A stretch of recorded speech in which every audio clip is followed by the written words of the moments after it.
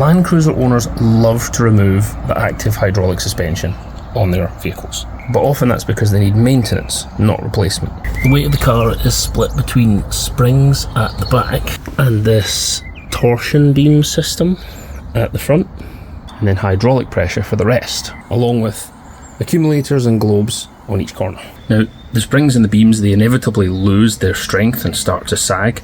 In my case, 21 years of metal fatigue, corrosion, vibration, eventually they just can't bear the same amount of weight and they start to sag. And that's when people do rash things like rip the whole system out rather than just doing a bit of maintenance on it. So when the back starts to sag, you've only got two options. You can either fit a shock spacer or you can fit a bigger spring. You can adjust the torsion beams by basically increasing the amount of preload on the system. So this torsion beam here, there's a 30mm bolt to adjust it. There's a bug. 30mm bolt. You wind that up and it adds more preload to the torsion beam to effectively offset that hydraulic pressure. Now, if you have a look in here, there's my adjuster bolt using about half the height of the bolt. When these get really saggy, you end up in a position where you have to keep winding them and winding them. So have a look at that side here.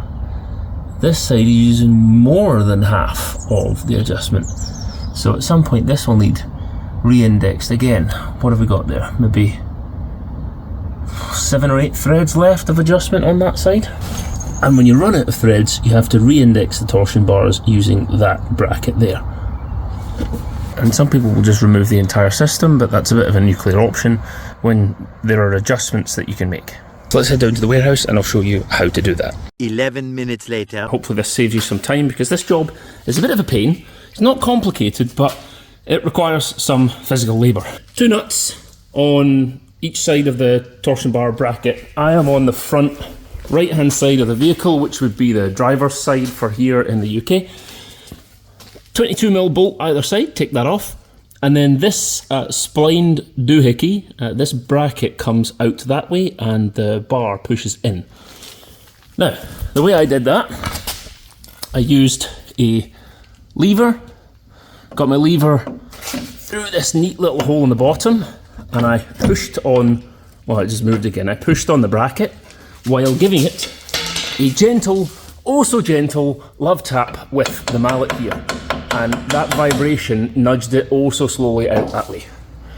Once that's done, what you're trying to do is you take this off and you want to rotate it. Now let me just get this right. I only got to re-index it by 1 tooth. You may not get an awful lot of adjustment.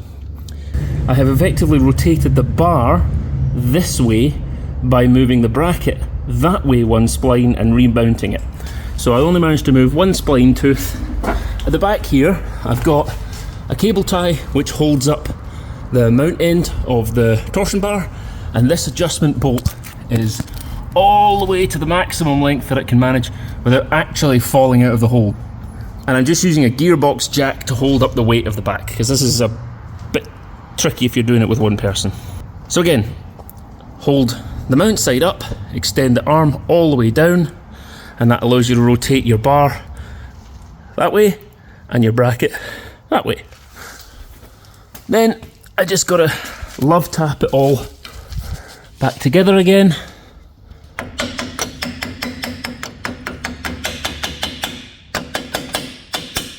And then bolt it all back up tight again. Once I've got 2 hands, I'm gonna try and move that in a bit closer. If I pull that bar back, I might be able to get another little bit of spline engagement. That's what we want. Bolt all that back up, and then I've got the full length of my height adjuster, whereas before I had 2 or 3 threads and that was all I had for height adjustment. 1 spline is all I have managed, and again on this side 1 spline was all that I managed. That's the job. That's how to re-index your torsion bars. So on the other side, just to recap on the other side, just for good measure, the mount where the bar comes in, push that all the way up, extend your adjuster all the way down, and that allows you to rotate your bar inboard and your bracket outboard. And I only managed to do one tooth.